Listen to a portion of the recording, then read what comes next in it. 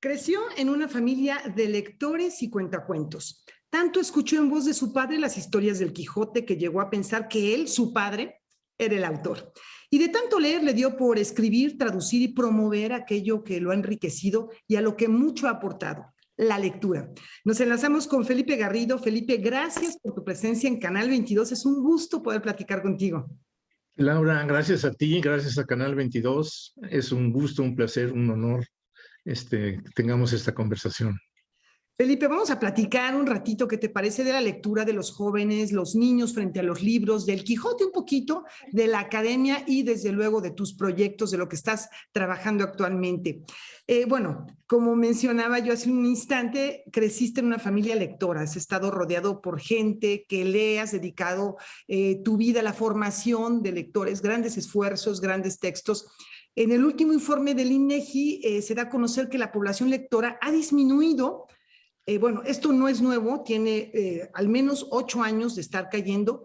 Es curioso que quienes leen habitualmente ahora leen más. Entonces, bueno, es un grupo reducido, leen más, pero quienes no leen, pues es un grupo que está creciendo. ¿Tú encuentras alguna lógica en todo esto? ¿Tú lo explicas de alguna manera? Encuentro razones para que sea como dices, que efectivamente así es. Cuando se fundó la Secretaría de Educación Pública hace 100 años, ya el año pasado se cumplieron 100, Vasconcelos causó una gran impresión con sus campañas de alfabetización. Una impresión tan fuerte que todavía seguimos creyendo que alfabetizar es formar lectores, cosa que por supuesto no es cierta. Tú puedes alfabetizar a un grupo de personas en 2 semanas de trabajo. Puedes hacer que aprendan a reconocer las letras y balbuceen su lectura. Pero eso está lejísimos de ser un lector. Eso es un paso indispensable. Por supuesto, si no hay alfabetización, no se podrán formar lectores, pero no es la meta. Está lejísimos de ser la meta. Un lector es alguien que entiende lo que lee. Uh-huh. Y la gran crisis de nuestra educación se puso de manifiesto hace unos 30 años, cuando fue evidente que los alumnos que llegaban a las universidades en primer ingreso no entendían lo que leían. Realmente tú, como dice el prólogo de uno de tus libros, un lector de a de veras. Un lector de a de veras, ¿cuál es el lector de a de veras? Porque estamos leyendo permanentemente hasta mensajes de publicidad en las calles, pero esto no es un lector, o sí es un lector, tú dime, Felipe. Bueno, esa es una clase de lector muy elemental, digamos, ¿no? Es decir, sí es un lector, porque está leyendo y está entendiendo, y si lee una publicidad en la calle, entiende el mensaje que ese letrero o ese corto en la televisión le está mandando. Es decir, sí es un lector elemental. Digamos que un país tiene que cimentar sus posibilidades de desarrollo en el nivel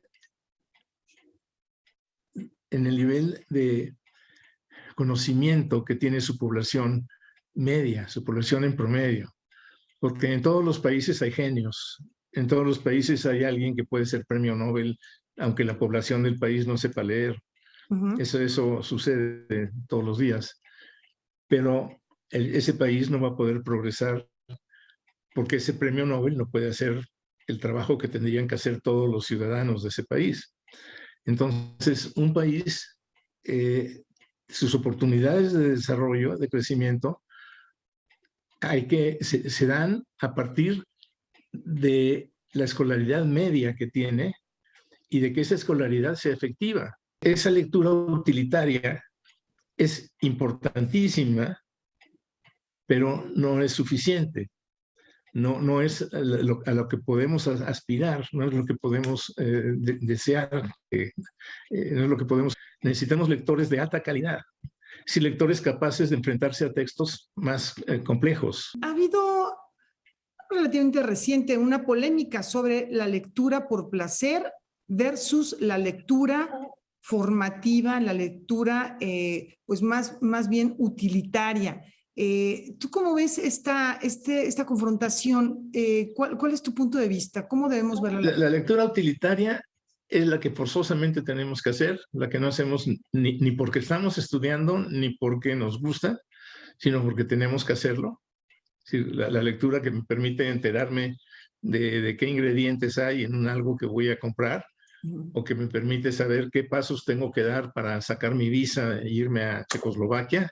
Es decir, esa es la lectura utilitaria, la que usamos para satisfacer las necesidades prácticas del día con día. Luego hay una lectura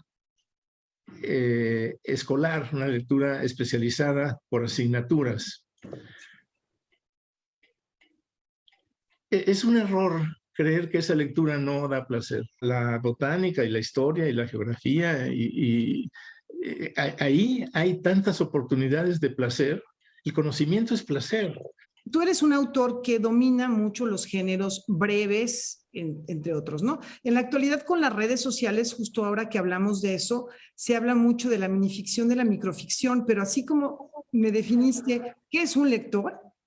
También, ¿es literatura esto que vemos en redes? Y yo procuro distinguir las ocurrencias de los cuentos. Es decir, una frase ingeniosa no es un cuento. Una frase ingeniosa es una ocurrencia, es una frase ingeniosa. Hay algunas que nos encantan y que pues, no las podemos repetir, nos hacen reír o nos indignan, ¿no? Un cuento necesita tener por lo menos un personaje y un conflicto. Es decir, un personaje que se enfrenta a un conflicto. Pueden ser brevísimos, mucho más breves que el famosísimo de Tito Monterroso, del dinosaurio. Publicaste El Quijote para jóvenes. ¿Por qué un joven o un niño no podría acercarse al Quijote en su versión original? O a lo mejor estoy malentendiendo tu publicación. ¿Me puedes explicar? Yo tengo un Quijote como historieta. Un Quijote donde están los dibujos y digamos son los globitos lo que yo tuve que escribir para ese Quijote. Un joven, un niño de 8, de 10 años, no, muy difícilmente puede llegar al texto del Quijote tal como Cervantes lo escribió. A mí esa labor de simplificación de Cervantes, como tú dijiste al presentarme, la hizo mi padre. La hizo mi padre, mis hermanas y yo, después de en la casa se acostumbraban las sobremesas más bien largas, y a la hora de la merienda, de pronto nuestro padre, como si se le ocurriera en ese momento, comenzaba diciendo, pues un día iban Don Quijote y Sancho por el campo y ya venía ahí la historia de los molinos, o venía la de la jaula de los leones, o venía... A nosotros nos encantaba que nos contara esas historias. Él mismo se encargó de decepcionarnos, porque algún día nos regaló una edición infantil del Quijote. ¿En qué estás trabajando actualmente? Si nos quieres compartir ahora, ¿en qué estás enfocado? Fíjate que hay un libro que está terminado, está ya con su editor, y que yo espero que quede publicado pues en julio o más tardar agosto. Son cuentos cortos, otra vez. Son cuentos, lleva el nombre que llevaron estos cuentos mientras estuvieron apareciendo en la jornada, Mentiras Transparentes. Felipe Garrido, siempre termino esta entrevista con 3 preguntas inspiradas en el cuestionario Proust, que pues son de respuesta inmediata y de respuesta de una palabra o quizá una frase muy breve, que si me permites te hago las preguntas. Órale, me someto. La primera sería, ¿en qué país o qué ciudad ficticia elegirías vivir? ¿Alguna ciudad de la literatura, del cine, alguna ciudad ficticia? Una ciudad ficticia. En Utopía. Muy bien. en La Utopía. Después De Tomás sería Moro. de Tomás Moro. Si tuvieras que vivir de nuevo alguna etapa de tu vida, ¿cuál elegirías? Yo estoy absolutamente convencido de que las decisiones que he ido tomando a lo largo de mi vida son las que en ese momento mejor me parecieron. Y estoy totalmente seguro de que si volviera a nacer, volvería a repetir mi vida tal cual. Y finalmente, Felipe, ¿algo que extrañes de México cuando estás fuera del país? Todo, todo. A mí me encanta viajar por México. Lo he recorrido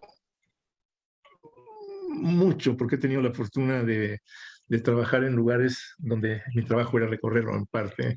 Felipe Garrido, muchísimas gracias por esta conversación. Un placer platicar. Ha sido un enorme placer platicar contigo, estar en Canal 22. Agradezco muchísimo esta entrevista.